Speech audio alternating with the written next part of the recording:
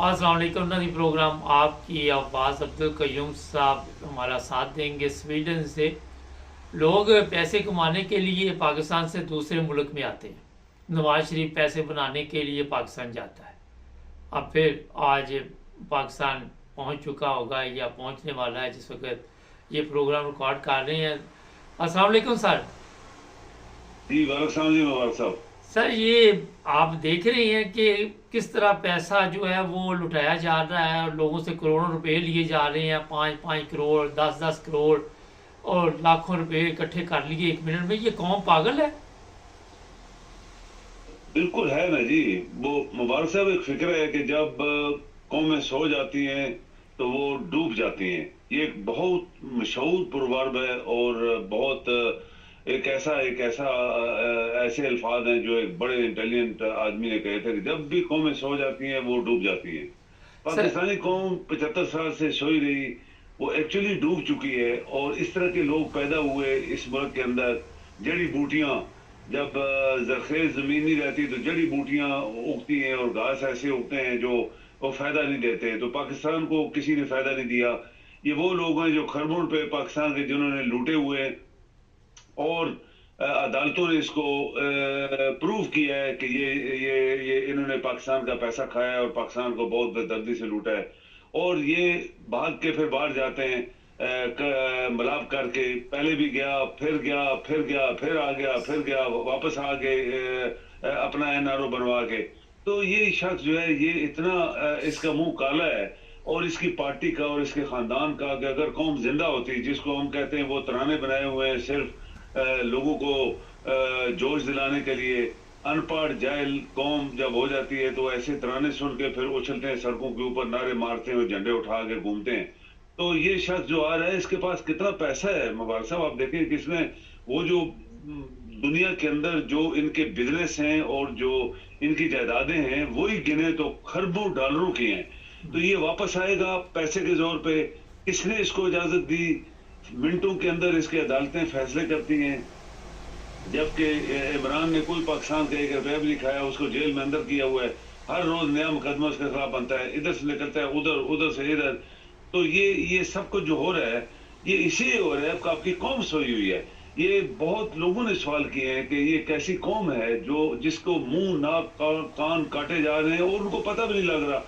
तो ये जो अभी वापस आ रहा है ये वैसे नहीं आ रहा, इसके साथ बहुत सारे लोगों की इंटरेस्ट है जो इस मुल्क को फर्दर नुकसान देना चाहते हैं और उसको खाना चाहते हैं, लूटना चाहते हैं। पाकिस्तान के पास बचा तो कुछ भी नहीं है। अभी जो खजाने जमीन के नीचे हैं वही बच गए हैं, ऊपर वाले थे उन्होंने हजम कर दिए सारे। तो ये मुबारक साहब बदबख्ती है, इस कौम की बदबख्ती है और इन लोगों की बदबख्ती है। अदारे जो हैं वो कंप्रोमाइज हैं, जजेस आपके फैसले नहीं दे पाए। वरना ये शिव मोटिव ले सकते थे फौरन के। कैसे एक अदालत 10 मिनट के अंदर फैसला करके एक क्रिमिनल को जिसको सजाएं हुई हैं, जिसने खरबूर पे एडमिट किए हुए हैं कि हमने खाए हैं, तो वो वापस आ रहा है। इसका हल जो है फिर मुबारक साहब आप देखें को अल्लाह ताला ही है। जो हम लोग ईमान तो रखते हैं ना कि ये चीजें उल्टी हो सकती हैं, एन मौके के ऊपर भी उल्टी हो सकती हैं। हमने वो लोग भी देखे जो अपने आप को खुदा बना के बैठ गए थे, ताकि उनकी अशर जो दुनिया में देखा वो भी हमने देखा। तो आने दें इसको, देखें आगे क्या होता है। इलेक्शन अच्छा करवाने सर, वाले इलेक्शन करवा ही नहीं रहे। सर तो जो ये जी ये बात है। मैं कोई सवालात भी करना चाहता, ज़रा मुख्तसर रखें। अच्छा सर ये बताइए कि जो खबरें हमारे पास हैं वो ये हैं कि इमरान खान को अब रास्ते से हटाने के लिए तमाम हरबे इस्तेमाल किए जाएंगे। कौम की जो हालत है वो आप सबके सामने है। कौम की जो उन्होंने हालत बना दी हुई है, कौम उससे बाहर नहीं निकल सकती, ये मैं आपको बता देता हूँ, क्योंकि इदारे कंट्रोल में किए हुए हैं। इमरान खान को ये अब क्या करेंगे उसका, क्योंकि वो बाहर तो आना भूल जाए इमरान खान, ये तो पक्की खबर है हमारे पास। ये आपकी खबरें सही हैं किसी लेवल तक मुबारक साहब। जब एक शख्स को बगैर कसूर के, उसका कसूर कोई भी नहीं था, अंदर घसीटा हुआ है, उसको सजाएं एक किस्म की दी जा रही हैं, उनको सहूलियात नहीं दे रही। एक्स प्राइम मिनिस्टर है और उसको वो जो एंटाइटल सहूलियात है वो भी नहीं दी गई। जजेस आपके फैसले नहीं कर रहे। ادارے جو ہیں وہ اپنی نوکری بچانے کے لیے اس کے پیچھے لگے ہوئے ہیں، اور جو لوگ انہوں نے پکڑے ان کو کیسی سزائیں دی ہیں آپ دیکھ لیں۔ عمران ریاض جو تھا اس کا وہ جب سے واپس آیا وہ بول ہی نہیں رہا، تو یہ سب چیزیں ہوئی ہیں نا ہمارے سامنے۔ یہ شیخ رشید کو پکڑا تھا، یہ بھی 40 دن کے بعد آیا، تو کیا کہ اس کے خلاف کہانیاں ہیں جو میڈیا شو کر رہا ہے۔ تو یہ سب چیزیں جب کسی ملک کے اندر ہو رہی ہوں، جب پوری دنیا کا موازنہ کرتے ہیں، تو دنیا میں کہیں ایسے نہیں ہوتا۔ دنیا میں کرمنلز کے نام لیے جاتے ہیں، ان کے ڈسکشنز ہوتی ہیں، ان کے خلاف مقدموں کی باتیں ہوتی ہیں، ان کے قصور ان کو بتائے جاتے ہیں ٹیلی ویژن کے اوپر لائیو۔ پاکستان اس کا نام بھی کوئی نہیں لے سکتا ٹی وی کے اوپر، اخباروں میں۔ یہ سب کچھ ہو رہا ہے مبارک صاحب، تو اس کو ختم تو نہیں کر پائیں گے، یہ اب یاد رکھیں، ختم نہیں کر پائیں گے۔ ہاں، پاور جب ہوتی ہے ہاتھ میں تو پھر انسان کے اندر ایک نشہ ہوتا ہے، وہ نشہ کبھی اس کو ڈبو دیتا ہے اور کبھی اس کو بیڑا غرق کر دیتا ہے۔ وقت بتائے گا کہ یہ تمام لوگ جو نشے والے تھے پرانے، ان کا عشر دیکھ لیں، وہ آج دنیا میں موجود نہیں ہے، تو ان کا بھی ہم دیکھ لیں گے کتنی دیر نشہ رہے گا۔ لیکن یہ بات یاد رکھیں مبارک صاحب کے قوم، لوگ جو ہیں، لوگ جو پبلک ہے، ان کے دماغ جاگے ہوئے ہیں، وہ سب سمجھتے ہیں کہ کدھر فراڈ چل رہا ہے، کدھر جھوٹ چل رہا ہے، کون ہے جو اس ملک کے دشمن ہے اور کون ہے جو ملک کے لیے قربانی دے رہا ہے۔ یہ لوگوں کو پتہ ہے، الیکشن ہوں گے تو سب آپ کے سامنے آ جائے گا۔ سر آپ میرا خیال ہے کہ الیکشن ہوں گے تو سب سامنے آ جائے گا، لیکن جو الیکشن انہوں نے کروانے ہیں اس کی انہوں نے پلاننگ کی ہوئی ہے۔